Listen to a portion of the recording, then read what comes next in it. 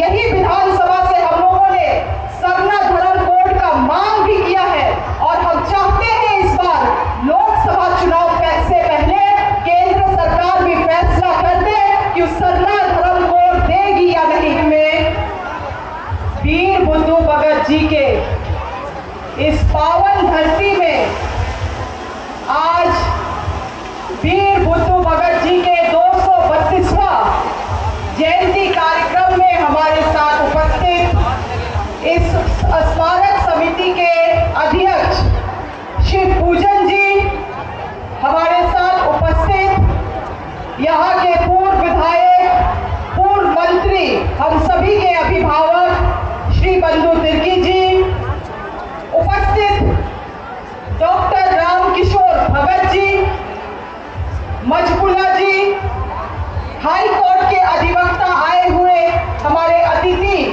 हेमंत कुमार गुप्ता जी, इस पंचायत की कर्मठ मुखिया हमारी बहन गुड़िया कुमारी उरांव जी, पंचायत समिति के सदस्य सुनीता उरांव जी, गोपाल भगत जी, शिबू भगत जी, बहुमा उरांव जी, अल्फ्रेड मीन जी, रघुनाथपुर के मुखिया बड़े भाई महादेव उरांव जी, चटफल पंचायत के मुखिया हमारे अभिभावक स्वरूप शिव उरांव जी, संदीप जी, दिलीप सिंह जी, अजीत कुमार जी, राम देवी भगत जी, संतोष उरांव जी, बहन चिंता जी, समाज सेवी बहन जौनी उरांव जी, चुंडू उरांव जी, मुन्ना उरांव जी और तमाम जितने भी हमारे अतिथि उपस्थित हैं, हमारे बड़े छोटे भाई बहन सभी को हमारे तरफ से जोहार, जय धर्मेश, प्रणाम। हर एक साल के भांति इस साल भी हम लोग सब जुटे हैं और हजारों के संख्या में हम लोग महानायक इस धरती के, झारखंड के स्वतंत्रता के सेनानी रहे वीर बुद्धू भगत जी का जयंती हम लोग मना रहे हैं। पिछले साल भी स्मारक समिति के साथ सब लोगों का इच्छा था कि हम लोग तब के पूर्व मंत्री और वर्तमान में जो हमारे मुख्यमंत्री हैं चंपाई सोरेन जी, उनको अतिथि स्वरूप हम लोग अपने मंच में बुलाए। आज उनका आने का भी कार्यक्रम निश्चित था, हम लोग साथ में ही यहाँ पहुँचने वाले थे, मगर कुछ कारणवश परिस्थिति, राजनीतिक परिस्थिति ऐसा बना कि उनको अचानक दिल्ली जाना पड़ा और वो यहाँ उपस्थित नहीं हो पाए। उन्होंने अपना संदेश भी मुझे फोन में भेजा है, जिसको मैं आखिरी में संक्षेप में आपको पढ़ के सुनाऊंगी। हम आदिवासियों का हमेशा से विश्वास रहा है और आप सब जानते हैं कि हम उस 65,000 साल सभ्यता का हिस्सा है। बहुत लोग मानना भी नहीं चाहते हैं कि 65,000 साल पहले आदिवासी इस धरती में आके बसे, इस धरती को उपजाऊ बनाए, रहने लायक बनाए, ताकि दूसरे लोग भी आके इस धरती में बस सके। 65,000 साल पुराना सभ्यता, संविधान तो 75 साल पहले ही बना है। अगर 65,000 साल पहला पुराना ये सभ्यता है तो आप समझ जाइए कि लोकतंत्रता की सीख, संविधानों की सीख, नियम कानून और व्यवस्थाओं की सीख अगर किसी ने सिखाया है तो ये यही सभ्यता, यही आदिवासी समाज है। आज दुर्भाग्य है कि हमें लोग समझते नहीं हैं, दुर्भाग्य है ये समाज का। हम लोग सीधा साधा सरल स्वभाव के लोग, कम पहनते हैं और उतना ही प्रकृति से लेते हैं जितना हम लोगों को जरूरत है, चाहे खाने के लिए हो, पीने के लिए हो, रहने के लिए हो। हमारे नवयुवा भी है यहाँ पे, हम चाहते हैं कि आप इसे गौर से सुने। हम लोग सोना चांदी पहन के ज्यादा नहीं घूमते हैं, तो लोगों को लगता है कि आदिवासी लोग गरीब है, पिछड़ा है, और इसीलिए और बहुत हम लोग जंगल में भी हम लोगों का लोग रहता है तो सोचता है कि वनवासी है, मगर आदिवासी गरीब और पिछड़ा नहीं है। आदिवासी संतुष्ट है, और संतुष्टि में और गरीबी में जमीन आसमान का फर्क होता है। वो तो आज का समाज है, आज का सभ्यता है जो केवल भूख जानता है, और ज्यादा का भूख, और जमीन चाहिए, बड़ा घर चाहिए, बड़ा गाड़ी चाहिए, ज्यादा कपड़ा चाहिए। आदिवासी सभ्यता नहीं है, इसीलिए हम लोगों को बहुत लोग समझ नहीं पाता है।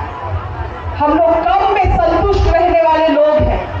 हमारे व्यवस्था के बारे में डॉक्टर किशोर भगत जैसे लोग, इससे पूर्व में अब स्वर्गीय हो चुके डॉक्टर प्रोफेसर कर्मा उरांव जैसे लोग हमारे सभ्यता के बारे में, हमारे पूर्वजों के बारे में लिखे हैं, और उन चीजों को हम लोगों को पढ़ना चाहिए ताकि हम और आप गौरवान्वित हो सके कि हम लोग कौन हैं और कहां से आते हैं। मगर हम लोग उन दिकुओं का बात को सुनते हैं जो हम लोगों को वनवासी बोलते हैं, जो हम लोगों को जनजाति बोलते हैं, जो हम लोगों को आदिवासी बोलने से कतराते हैं। क्यों? क्योंकि आदिवासी कौन है? जो आदिम समय से यहाँ का वासी है, वो है आदिवासी। इसीलिए लोग कतराते हैं बोलने के लिए, और हम लोगों को वनवासी और जनजाति का दर्जा देते हैं। मगर लोगों को समझना होगा कि 65,000 साल पुराना आदिवासी लोग इस देश के, इस धरती के सबसे पहले मालिक हैं, और उस सच्चाई को कोई भी धर्म ग्रंथ नहीं मिटा सकता है। इस चीज को लोगों को समझना होगा। हम आदिवासी अपने पूर्वजों में विश्वास करते हैं। हम किसी भगवान में विश्वास करने से पहले ये मानते हैं कि अगर हमारा कोई रक्षा करने वाला है तो हमारे आजा लोग हैं, हमारे पूर्वज लोग हैं। और हमारे पूर्वज लोग कौन हैं? भगवान बिरसा मुंडा, वीर बुद्धू भगत जैसे लोग हमारे पूर्वज हैं। और आज भी मैं इस बात को मानती हूँ कि आज भी इस देश में जब लोग विकास विकास विकास का बात कर रहे हैं, आज भी ऐसा खतरनाक विकास का दौर में हमारे पूर्वज लोग, भगवान बिरसा मुंडा जैसे लोग, हमारे आजा लोग, वीर बुद्धू भगत जी लोग हमारा आज भी रक्षा करेंगे। इसीलिए हम और आप आज बचे हुए हैं, हम और आप सजग बन रहे हैं, हम और आप अपने अधिकारों को समझ रहे हैं, और उस अधिकार के लिए हम लड़ने के लिए और सरकार को भी चुनौती देने के लिए हम लोग आगे आके खड़े हैं। और उसका साक्ष्य है जो हाल ही के दिनों में आप लोगों ने आदिवासी एकता महारैली बुलाया, और 1 लाख लोग से अधिक ना केवल मांडर से मगर लातेहार से, महुआडार से, सिमडेगा से, खूंटी से, गुमला से, लोहरदगा से वहां जाके आप लोगों ने दिखा दिया कि आदिवासी ताकत क्या है। आप लोगों ने उन ताकत को चुनौतियां दिया है जो सोचते हैं कि आदिवासियों को भी धर्म में बांट के, जाति में बांट के उन लोगों को तोड़ा जा सकता है। मगर ऐसे लोगों को मालूम ही नहीं है कि आदिवासियों में तो कोई जाति प्रथा है ही नहीं, हम लोगों में कोई छुआछूत है ही नहीं, हम लोगों में कोई ऊंचा नीचा है ही नहीं। हम लोग सब वही भुइयां में बैठ के एक साथ खाते हैं, एक थाल में खाते हैं, और एक साथ भाई बहन हम लोग एक साथ नाचते हैं जोड़ा के। बाहर के लोग इन चीजों को नहीं समझेंगे। यूपी बिहार से आए हुए लोग यहाँ बस के इन सभ्यताओं को नहीं समझेंगे, क्योंकि उनका किताब कुछ और कहता है और हमारे पूर्वजों ने हमें कुछ और सिखाया है। इसीलिए हम लोगों को अपने पूर्वजों के बारे में एक जो जन नायक रहे हैं उनके बारे में पढ़ने की जरूरत है, समझने की जरूरत है कि हमारा समाज क्या है, हम कहां से आते हैं, और उसके हिसाब से हम लोगों को चलने का जरूरत है। नहीं तो प्रत्येक साल हम लोग ऐसे ही आते रहेंगे और यहाँ नाच नाच के भाषण दे दे के हम लोग जाते रहेंगे, मगर समाज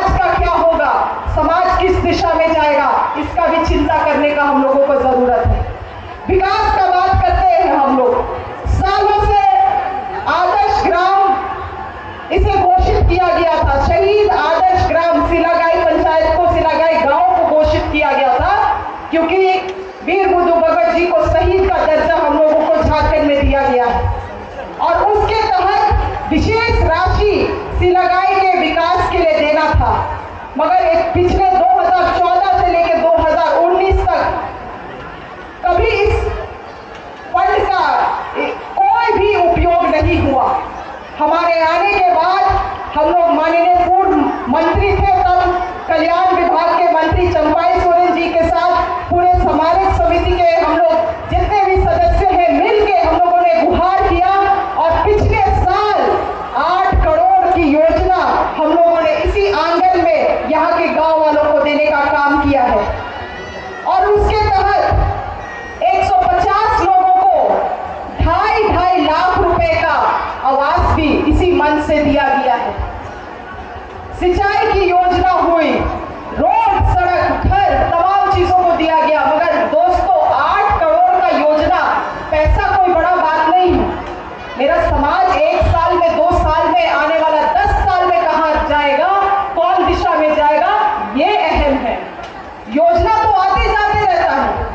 हमारे कार्यकाल में हमने जितना योजना मांडर विधानसभा में उतार दिया वो शायद ही कभी हुआ था और शायद कभी होगा। मगर योजना कोई बड़ा बात नहीं है। पैसा करोड़ों रुपया खर्चा कर देना कोई बात नहीं है, क्योंकि आज लोग बोलता है, और इस बात को आप लोग भी गौर से समझ लीजिए, लोग बोलता है विकसित भारत बनाएंगे, विकसित भारत। मगर हम लोगों को सवाल पूछने का जरूरत है कि भारत के विकास में आदिवासियों की भूमिका क्या रहेगी, क्योंकि जब जब विकास हुआ है तब तक आदिवासियों के साथ केवल और केवल ठगी हुआ है। पूर्वी सिंहभूम 1907 में वहां पे जमशेदपुर, अब उसको जमशेदपुर बोला जाता है, 1907 में वहां टाटा स्टील प्लांट लगा। उस समय पूर्वी सिंहभूम में आदिवासियों की जनसंख्या 90% से अधिक था, 90% से अधिक। आज जाइए, जमशेदपुर शहर के नाम से उसको जाना जाता है। आज वहां पे आदिवासी को आप टिपरी लेके भी ढूंढिएगा तो 5 को भी आदिवासी निकल गया जमशेदपुर में, तो आप हमको मेरा नाम बदल दीजिएगा। आज वहां कोई आदिवासी नहीं। 5-10 आदिवासी आप खुद ढूंढिएगा तो आपको कहीं कोना में आदिवासी मिलेगा। तो इसीलिए विकास, ऐसा विकास आदिवासियों को नहीं चाहिए जिसमें आदिवासी के लिए कोई जगह ना हो, जिसमें आदिवासी को अपना ही जमीन छोड़ के आसाम जैसा चाय बगान में बसना पड़े। ऐसा विकास हम लोगों को नहीं चाहिए। हम लोगों को वो विकास चाहिए जिसमें मेरा बाल बच्चा पढ़ सके। हमको वो विकास चाहिए जिसमें मेरा आदमी, मेरा आदिवासी 2 बेला का खाना निसंकोच खा सके। हमको वो विकास चाहिए जिसमें मेरा आदिवासी को अच्छा स्वास्थ्य मिल सके। यही 3 चीज से तो हम लोग तो संतुष्ट समाज के लोग हैं। हम लोगों को बड़ा बिल्डिंग, बड़ा घर यही चाहिए, हम लोगों को रहने के लिए उतना ही चाहिए। इसीलिए सरकार जो योजनाएं दे रही है, पेंशन योजना, अभी आप लोगों को बंधु जी ने बताया, अबुआ आवास का योजना, इन योजनाओं का लाभ उठाइए, मगर आप संतुष्ट रहिए, क्योंकि यही चीज हमारे पूर्वजों का देन है और यही हमारा ताकत है, संतुष्टि। नहीं तो अगर हम लोग भी भिक्खू जैसा हो जाएंगे, अगर हम लोग भी अपना संतुष्टि मार्ग से हट जाएंगे, तो हम लोग भी वैसा ही हम लोग में और बाकी लोगों में कोई अंतर नहीं रहेगा। इसीलिए आज हम सभी को यहाँ संकल्प लेने का जरूरत है कि केवल हम लोग साल में एक बार वीर बुद्धू भगत जी का जयंती मनाने के लिए और गुलगुला खाने के लिए और नाचने के लिए बस नहीं आएंगे, मगर हम लोगों को संकल्प लेने का जरूरत है कि जिस रास्ता में, जिस मार्ग में वीर बुद्धू भगत जी चले, जो उन्होंने जो गलत चीजों के खिलाफ उन्होंने लड़ाई किया, जो जमींदारियों के खिलाफ लड़ाई किया, जमीन दलालों के खिलाफ लड़ाई किया, उस लड़ाई को भी हम लोग आदिवासी लोग जारी रखेंगे और अपने जल जंगल जमीन का रक्षा करेंगे। क्योंकि लोगों को लगता है कि जल जंगल मतलब क्या, पेड़ पौधा नहीं, जल जंगल जमीन मतलब वो लोग भी जो उस जल और जंगल और जमीन के बीचों में रहते हैं, मतलब वो आदिवासी लोग। इसीलिए उनका रक्षा करने के लिए हम लोग एकजुट रहेंगे, संगठित रहेंगे, और जो ताकतें, बाहर की ताकतें हमें तोड़ने की कोशिश करती हैं, उन ताकतों के खिलाफ हम लोग हमेशा और आप लोगों को ये भी बतलाना चाहेंगे कि यही विधानसभा से हम लोगों ने सरना धर्म कोड का मांग भी किया है और हम चाहते हैं इस बार लोकसभा चुनाव से पहले केंद्र सरकार भी फैसला कर दे कि उस सरना धर्म कोड देगी या नहीं, क्योंकि ये इस जनता की मांग है। सरना धर्म कोड यहाँ के आदिवासियों की मांग है और हम लोग चाहते हैं कि चुनाव से पहले ये निर्णय हो, क्योंकि सरना कोड जब रहेगा तभी हम लोग वोट के लिए आगे आएंगे, क्योंकि ये हमारा धर्म कोड यहाँ के लोगों की मांग है। बल्लू तिर्की जी ने भी वही एक लौटे थे जिन्होंने हाउस में विधानसभा में इसका लड़ाई लड़ा और केंद्र सरकार को भेजने का काम किया, मगर केंद्र सरकार और समय तो बहुत बोलता है, आदिवासी आदिवासी का हम हितैषी है, मगर सरना धर्म कोड देने समय चुप क्यों रहता है, ये भी सवाल हम लोगों को खुद में और समाज को पूछने का जरूरत है। बातों को ज्यादा नहीं लंबा करूंगी, मैं केवल आज हाल ही फिलहाल के दिनों में ओलावृष्टि भी हुआ है, खास करके 82 मूर्तों सिलागाय और मंदरों पंचायत मांडर के बहुत ज्यादा प्रभावित है। माननीय मुख्यमंत्री जी से हम लोग मिलके मैंने ये इच्छा जाहिर किया है कि तुरंत सर्वे कराते हुए जिन जिन किसानों का नुकसान हुआ है उन्हें आर्थिक सहायता प्रदान किया जाए। और बहुत बार ऐसा होता है कि रसीद के कारण, जमीन का रसीद के कारण किसानों को पैसा नहीं मिलता है, तो मैंने ये भी कहा है माननीय मुख्यमंत्री को कि उन लोगों को जमीन रसीद का चक्कर में नहीं फंसाया जाए और अगर वो किसान है, खेती में काम किए हैं, किसी और का जमीन में लीज में लेके अगर काम किए हैं, तो वैसे लोगों को भी सहायता राशि प्रदान किया जाए। और मेरे भेंट के बाद डीसी को यहाँ के जिला के उपायुक्त को अधिसूचना भी जारी कर दिया गया है और उन्होंने भी सीओ वीडियो को भी अधिसूचना जारी कर दिया है। सर्वे होता है बहुत बढ़िया, नहीं होता है, आपका कोई भी क्षति हुआ है तो उसको लिख के तुरंत वीडियो के पास जमा करिए, क्योंकि 3-4 दिन अभी उसी का रिपोर्ट तैयार किया जा रहा है।